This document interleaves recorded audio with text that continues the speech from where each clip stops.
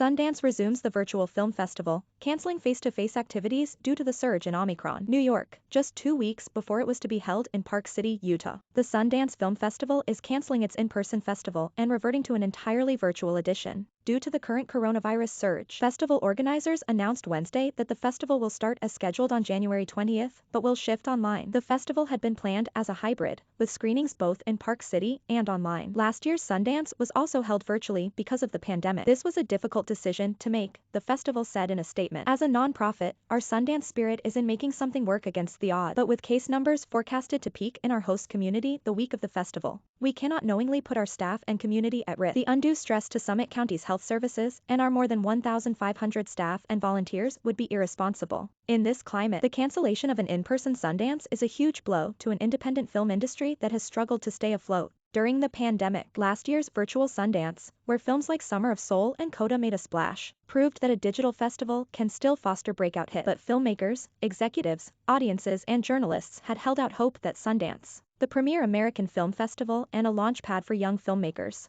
could again kick off a new movie year with packed premieres in the Utah mountains. The Sundance Institute, which puts on the festival, held out as long as it could in making the decision. In late December, when the highly infectious Omicron variant of COVID-19 was driving cases up nationwide, the festival announced that vaccination boosters would be required for attendees. Audience capacity would be slimmed down and no food or drink would be allowed in theaters. That was on top of previous protocols that mandated vaccination proof, masking indoors and other requirements. But with Omicron sending case counts to record highs, organizers ultimately pulled the plug on bringing crowds back to Park City. We do not believe it is safe nor feasible to gather thousands of artists, audiences, employees, volunteers, and partners from around the world for an 11-day festival while overwhelmed communities are already struggling to provide essential services, said the festival. Sundance, which runs January 20th to 30th, earlier announced a slate of 82 feature-length films selected from more than 3,700 submissions. Kim Utani, Sundance's director of programming, said at the time that this year's program reflects the unsettling and uncertain times we've been living in for the past year and a half.